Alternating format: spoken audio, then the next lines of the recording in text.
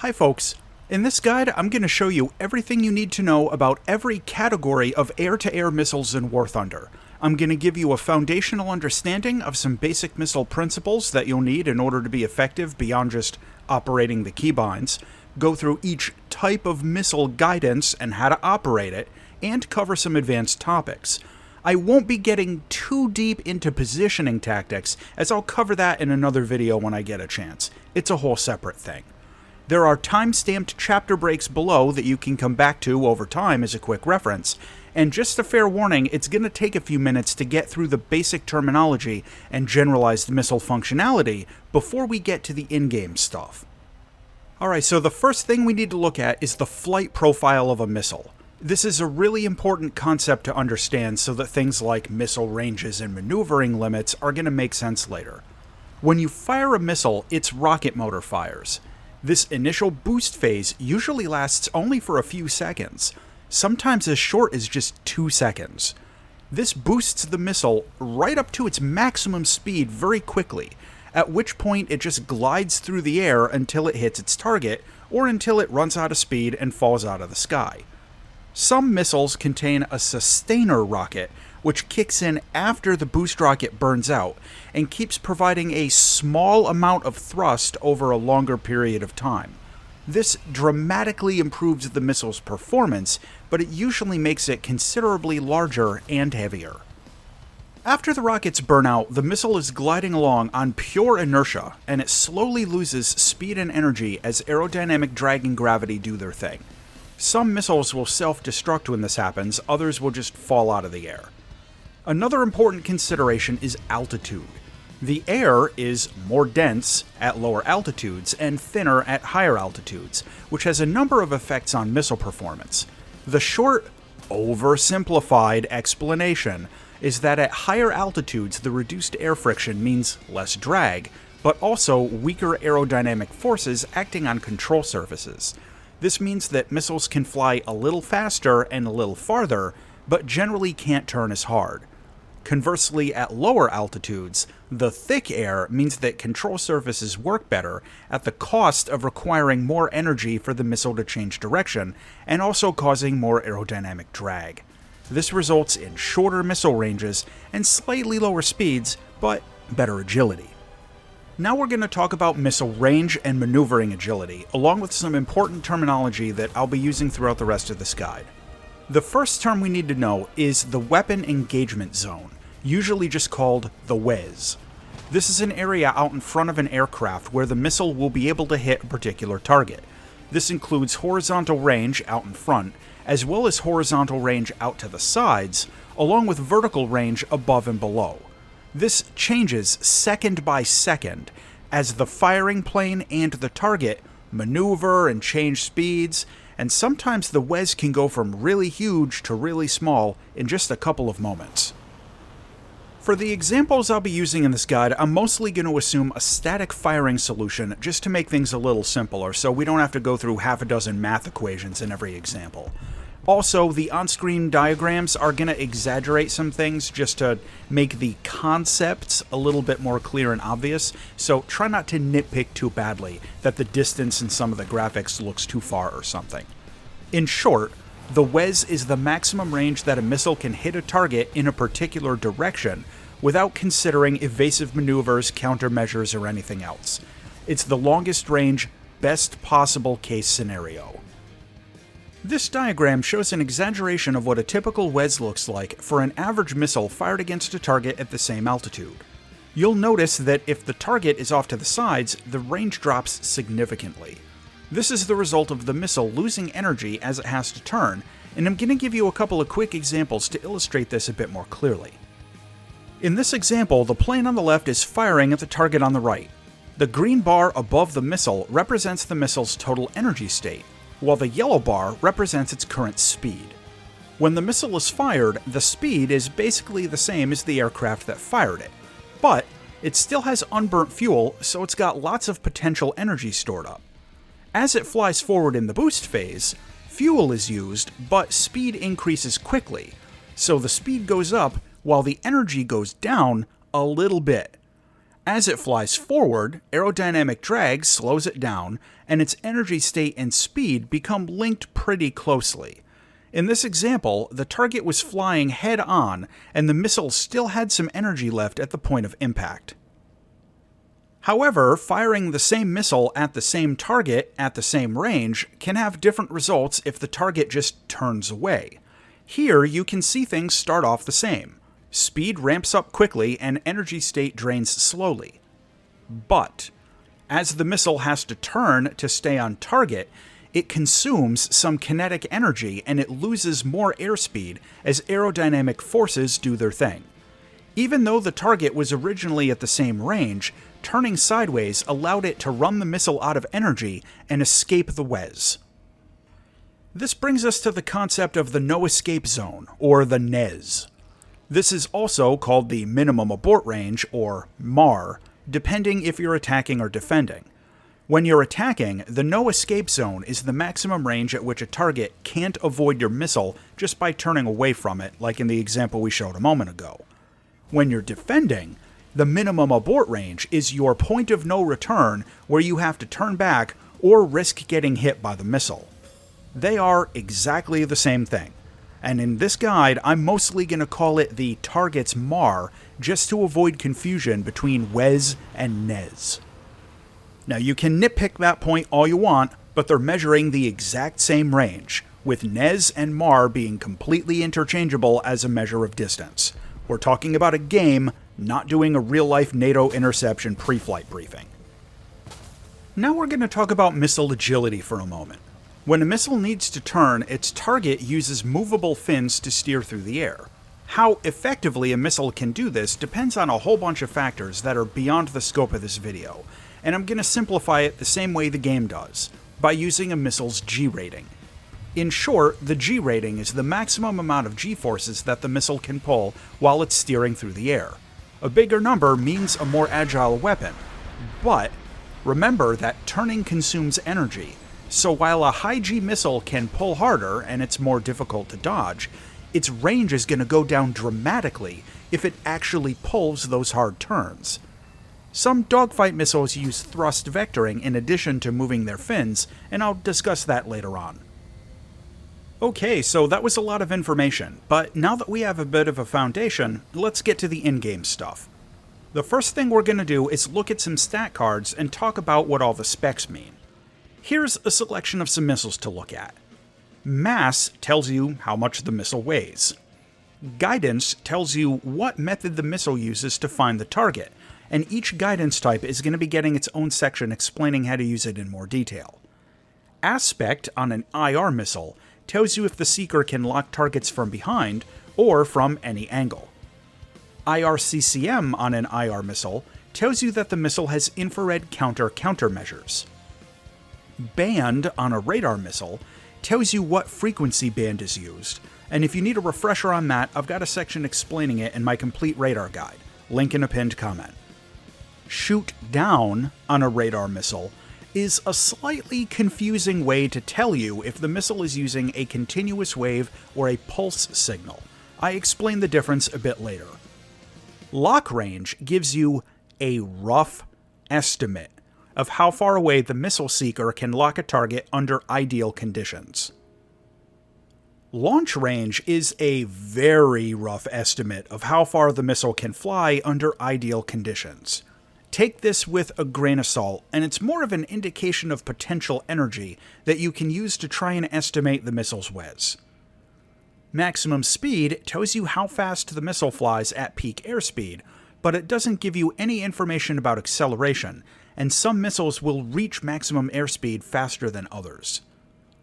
Maximum overload is a rough estimate of the G-forces the missile can pull while it's steering, while at a good energy state. Remember that as the missile's energy goes down, the cost of maneuvering can be very high. Missile guidance time tells you how long the weapon's internal power source can keep the electronics running. After that, it's entirely just ballistic, although most missiles will self-destruct at that point.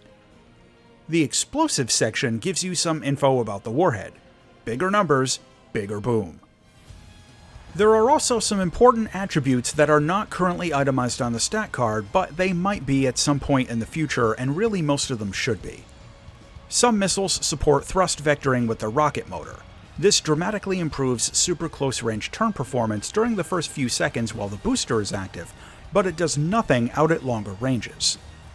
Infrared missile seekers are either caged or uncaged before launching.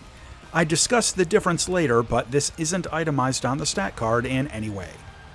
Some missiles have a built-in lofting flight profile. This allows the missile to climb up to a higher altitude when it's attacking a long-range target in order to increase its range while cruising through the less dense air and come down on the target from above. Again, not shown on the stat card. IR missiles with IRCCM have one of two different types of IRCCM. I explain the difference later, but again, not itemized on the stat card for some reason. Similarly, IR missiles have different field of vision angles, which is actually a really important stat that I discuss later, but again, it's not listed on the stat card. Many IR missiles also support radar slaving, and this will point their seeker at a locked target before launching, but not on the stat card for some reason. Lastly, some semi-active radar homing missiles support lock-on after launch, allowing you to safely fire them before you have a strong signal return off the target. Again, not listed on the stat card. Now we're going to start looking at different types of missile guidance, how they work, and the keybinds to actually use them correctly in the game. The first are manual command line of sight missiles. These weapons are very basic, and you use some keybinds to manually steer them into the target, while flying your plane at the same time. The example we're going to look at is the AA-20 Nord fired from the Missile 4A. Before firing the missile, you need a couple of keybinds set. You're going to need yaw and pitch axis for aimed weapons, and fire air-to-air missile. First, fire the missile with the fire air-to-air missile keybind. Then, use the yaw and pitch keybinds to steer the missile vertically and horizontally into the target. There's no automatic guidance without your steering commands, and you really just try to steer the weapon close enough for its proximity fuse to activate. Using the camera zoom function can be a big help, but these are still pretty cumbersome to use in actual combat. Let's look at an example kill from live gameplay.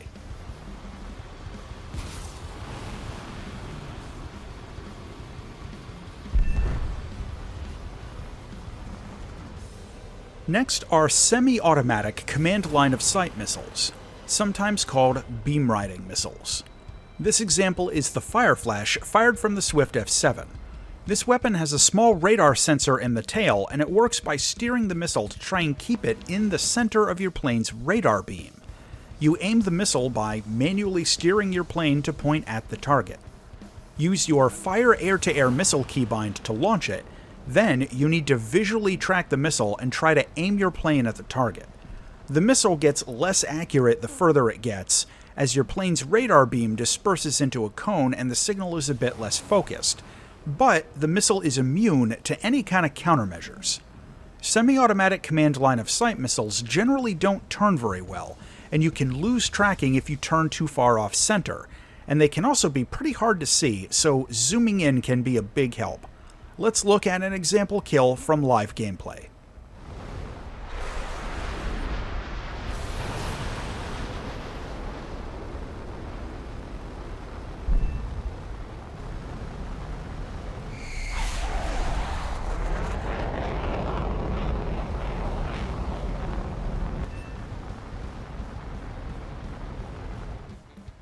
Now we're going to talk about infrared-guided missiles, more commonly known as heat seekers. There are actually a few different types of these, so we're going to start with the basics and work our way up to the more advanced stuff. These missiles work by using an infrared seeker in the front of the missile that looks for the heat generated by the target's engine. The seeker unit itself is mounted on a little gimbal, so it can follow the heat source and tell the missile how to steer into it. But on these early models, the seeker is actually locked facing directly forward until you fire the weapon. This is called having a caged seeker, and you need to aim the missile directly at the target before firing. Earlier missiles are also rear aspect only, meaning that the Seeker is only sensitive enough to detect heat from angles behind the target with a clear view of the hot engine exhaust. This example is the AIM-9B fired by the F4D1. In order to fire the weapon, we have to follow a couple of steps.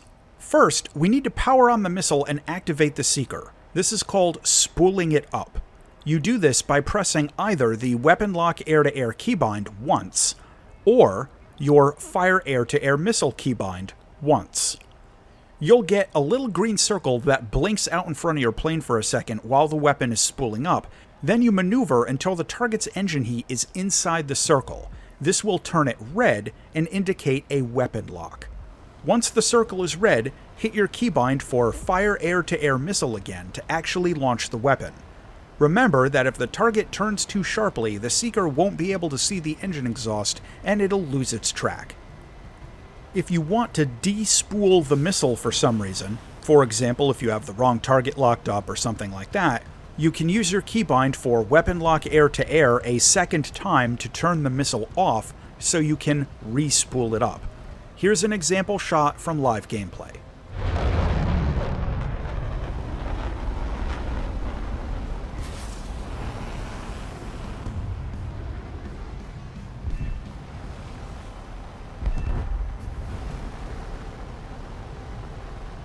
Next, we have more advanced missiles with an uncaged Seeker.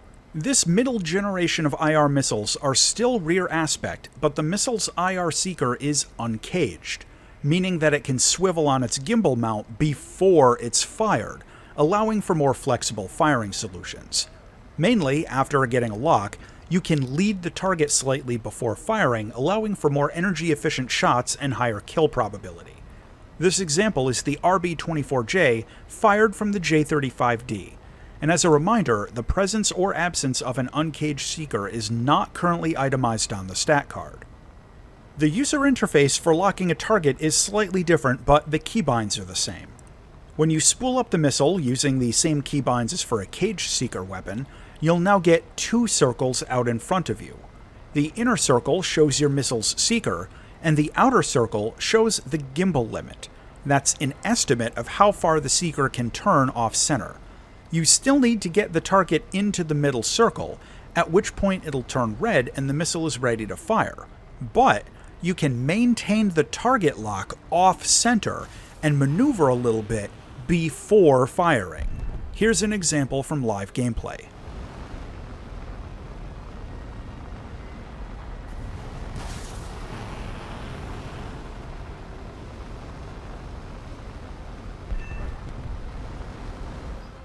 The most advanced infrared missiles have all-aspect Seekers.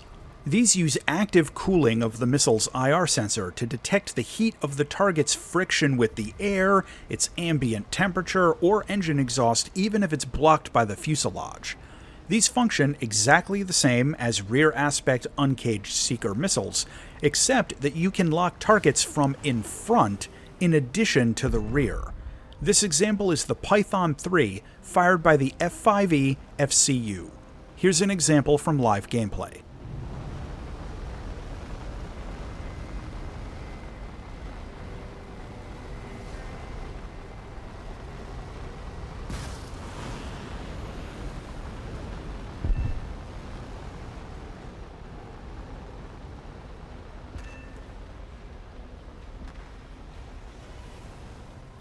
Something I also want to highlight, just in case it wasn't really obvious, IR Seekers can lock the sun, and they will chase it if given the opportunity. Like, if a target you're firing at flies in front of the sun relative to the missile, it's almost always going to veer off and chase the sky. Make sure to hold your fire in those cases because, I'm sorry to say, you can't actually shoot down the sun, even if you try really hard. Another important feature is radar slaving. This is supported on many, but not all, uncaged Seeker IR missiles. If you have a radar lock on a target and then you spool up an IR missile with this feature, the missile will automatically aim its Seeker at the locked radar target right away. This allows you to get an initial weapons lock quicker and easier, but it doesn't do anything to help guide the missile after it's fired. This is, unfortunately, not itemized on the stat card, and you just have to try your missile to see if it works. The last detail to mention about infrared missiles is actually a very important thing, and it's not listed on the stat card: the Seeker's field of view. After you've been playing a while, you'll notice that some IR missiles' targeting circle is larger or smaller than others. That's a reflection of the Missile Seeker's field of view, or its FOV. Here, in this side-by-side, you can see the FOV for an R27T on the left and an R60 on the right. The 27T has an FOV of just 2 degrees, whereas the R60 has an FOV of 5 degrees. This shows you the area that the Missile Seeker can actually see, and you can kind of think of it like focusing a telescope. A larger FOV, a larger circle, makes it much easier to lock onto a target initially, since it's easier to maneuver the target into the larger circle. But a larger FOV also makes the Seeker more vulnerable to countermeasures, since if the target drops a flare, the Seeker can see the flare easier and longer, and it's more likely to shift focus onto it.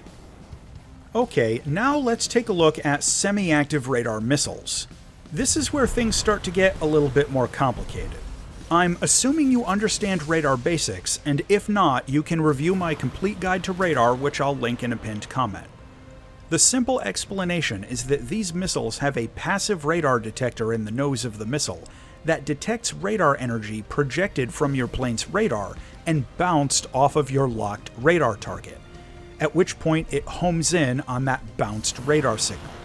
This generally allows much greater range than infrared missiles, but it has the disadvantage that you actually need to babysit the missile onto the target by maintaining a radar lock until it hits. There are 2 types of semi-active radar missiles currently in the game that use slightly different types of radar signals to identify the target: continuous wave missiles and pulse missiles. And in this context, pulse does not necessarily mean pulse Doppler. The mechanics of how to use them are identical, but the performance is slightly different. And the difference out in the real world is actually pretty complicated, but in order to get into that, we'd have to cover a lot of information about electromagnetic waveforms and a bunch of advanced math, so I'm not going to bother because you're not getting college credit for watching this. If the radar stat card says shoot down front aspect, then it's a continuous wave missile. If it says semi-active radar homing, but nothing about aspect, then it's a pulse missile. The stat cards used to have a line item for pulse or CW, but they changed it for some reason and made it more confusing, but they may change it back at some point in the future. So the first type we're going to look at are pulse missiles. This example is the Matra R530 fired by the Mirage 3E. These work by having the radar set send out radar pulses in the direction of the target you have locked. The Seeker then listens for the pulse signals bouncing off a specific target based on the range your radar set detects. This helps isolate a single target and is sometimes called range gating. This can be highly vulnerable to chaff depending on the direction the target is flying. To use these missiles, first you need to get a radar lock on your target. Then you hit your keybind for either weapon lock air-to-air or fire air-to-air missile. This will spool up the weapon and give you the little circle over the locked target similar to an infrared missile. You'll also get another circle that fills up clockwise just outside the inner circle. It might be hard to see depending on your screen resolution and stuff, but I promise it's there. This second circle indicates the strength of the radar signal that the missile is receiving. Once it gets a strong enough signal for a reliable launch, the circle will turn red. Once the signal gets to maximum strength, it'll turn red and it'll space out a little bit more to kind of look like a bullseye. On a case-by-case basis, some missiles will let you launch without a full lock, that is, while the small circle is still green, and just hope to get a stronger signal as they get closer to the target. But some don't support this, and it's not itemized on the stat card. In any case, after you have a weapons lock and you're ready to fire, hit your keybind for Fire Air-to-Air Missile and off it goes. You'll generally need to maintain a radar lock until the missile hits, but there are some minor caveats to this which I'll explain in a moment. Let's watch an example from live gameplay.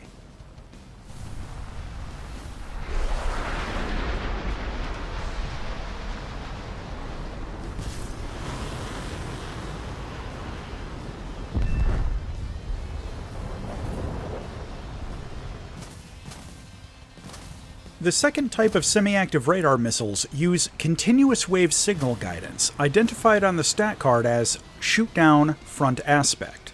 With these, your radar sends a continuous wave signal at the locked target instead of sending out pulses. This is sometimes called speed gating or Doppler speed gating. If the target is flying towards you, front aspect, this will be significantly more resistant to chaff, since the chaff is going to decelerate very quickly after being released behind the target, while the target keeps moving towards you at its original speed. However, if the target is flying directly sideways, it's a little more vulnerable to chaff, since the chaff will return a stronger reflection for a similar relative speed. It's kind of similar to the problem of Doppler notching. Additionally, since continuous wave radar beams are not focused laser tight in the game, the missile can keep guiding towards the target even if the lock shifts off onto chaff or something else close by, so long as its continuous wave signal is still pointing in the general direction of the original target. Now, at closer ranges, the ability to hit targets after a shifted lock is a bit easier, since the side lobe energy coming off of your radar will still be enough for the missile to track. If you need more info about that, please see my guide on radar warning receivers, which will be linked in a pinned comment. Anyway, this example is the R-27ER fired by the Yak-141. The operation of these missiles is exactly the same as pulse signal semi-active radar homing missiles. Hit your keybind to spool up the weapon, wait for the red circles, then hit your keybind to fire. Here's an example from live gameplay.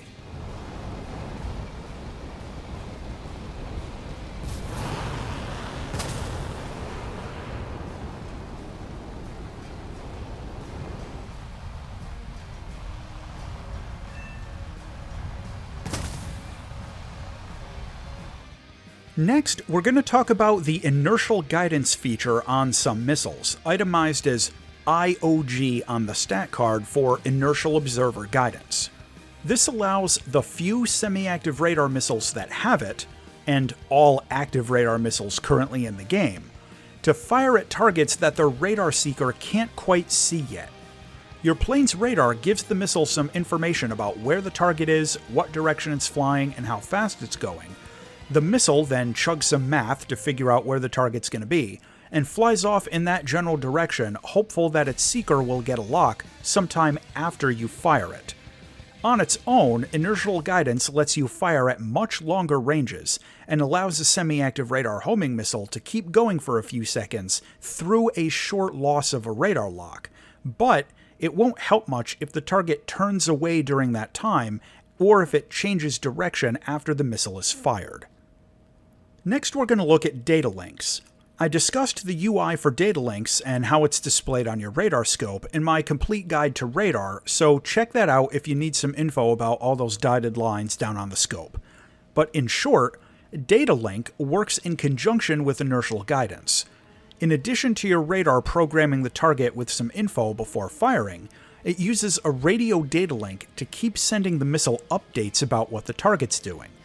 This means that if the target changes direction and tries to turn out of the way and defeat the inertial guidance, the data link will tell the missile to point off in the new direction. This isn't usually accurate enough to guide a missile to hit a target all by itself, so Datalink missiles still use regular guidance once they get close enough. You can see in this example with the R-27ER that the missile is in IOG and DL mode for most of its flight, but it switches to TRK, regular tracking, when it gets close. That's called the terminal homing phase when it switches to TRK, and it indicates when the missile has switched to its regular semi-active radar homing, or active radar homing for an active radar missile. Speaking of which, now it's time to talk about active radar missiles. The example we'll be using is the AIM-120A fired by the F-16C. These are both the simplest and also the most complicated to use and understand effectively. These missiles have a small active radar seeker set inside the weapon itself, which allows the benefits of radar guidance, good range and all-aspect targeting, without the need to babysit the thing all the way into the target by maintaining a full radar lock until it hits. However, there are a bunch of additional concepts at work, and these missiles behave differently depending on range to target, as all of the active radar missiles currently in the game have both IOG inertial guidance and DL data link functionality. Let's start off by taking a look at firing an active radar missile from longer range. First, you need to designate a target. You can do this with a conventional radar lock or selecting a target using track while scan. If you need more info about operating your radar, again, I'll link my complete radar guide in a pinned comment. After a target is selected, use your keybind for Weapon Lock Air-to-Air or Fire Air-to-Air Missile. This will spool up the weapon and you'll get some circles just like with the semi-active radar missile. When the circles turn red, it means that your missile has enough targeting information or a strong enough signal return to fire reliably. Keep in mind that range is independent from this calculation, and you should check the WES and target's MAR indicators on your scope. Again, my complete radar guide explains how to read those. After you're ready, just hit the keybind for Fire Air-to-Air Missile and off it goes. When you fire from longer range, the inertial guidance will keep the missile on track until it gets close enough for its built-in radar seeker to see the target. While it's under inertial guidance, your plane's data link can send mid-course corrections to account for target movement, but in order for that to work, you have to keep the target locked or keep it visible to your radar in track while scan mode.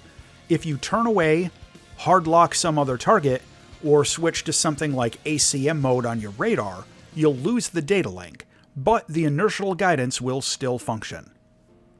Once the missile gets where it thinks it's supposed to be, its built-in radar looks for a target and it locks up the first thing it finds. This is called the terminal homing phase, sometimes called pitbull mode, and an important detail to keep in mind is that the missile has no IFF or anything. So if you launch one of these into a cluster of targets or like a big furball, you don't have any way to control or predict which one is going to get attacked, including friendlies that happen to be closer than enemy targets, so be careful. Anyway, let's look at an example BVR shot from live gameplay.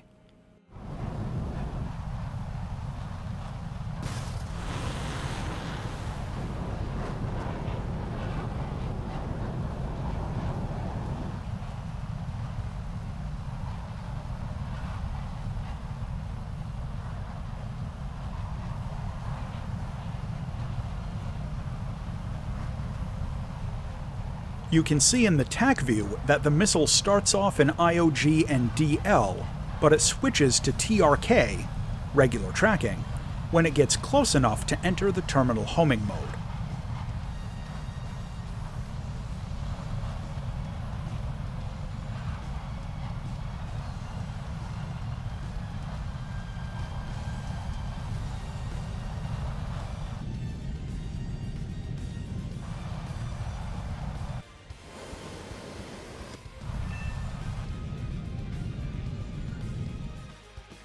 Now let's look at using an active radar missile at closer range.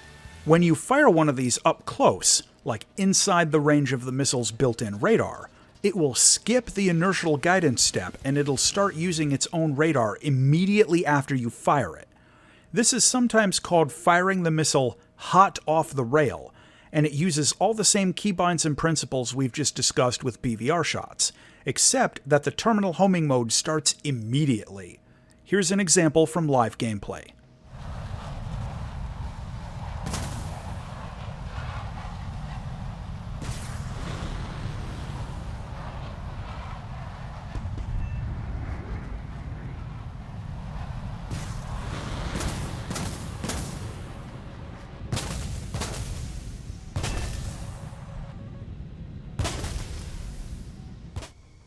Okay, now that we've covered all the different types of air-to-air missiles in the game, let's talk about some more advanced topics. The first thing we're going to look at is a pretty important control setting: cycling through your available weapons. There are currently two ways to do this. You can do it manually using your keybind for Switch Secondary Weapon, which will cycle through the different types of weapons you have. Or you can use the new Weapon Selector panel on the bottom of the screen. This will allow you to visually click the weapon you want with your mouse. I personally prefer the Switch Secondary Weapon keybind, but it's really just personal preference. The weapon you have actively selected will show up with a little caret up on your user interface HUD in the top left corner of the screen, or a line of text down on the bottom. The next thing is lofting. This is a built-in feature on some higher-end missiles, primarily all the active radar homing missiles, but it's not itemized on the stat card. When fired at longer ranges, the missile will climb up to a higher altitude at the start of its flight in order to extend the WES by traveling through less dense air, like we talked about at the start of the video. This happens automatically, although you can pitch up your plane a little bit before firing to save a small amount of energy on the missile.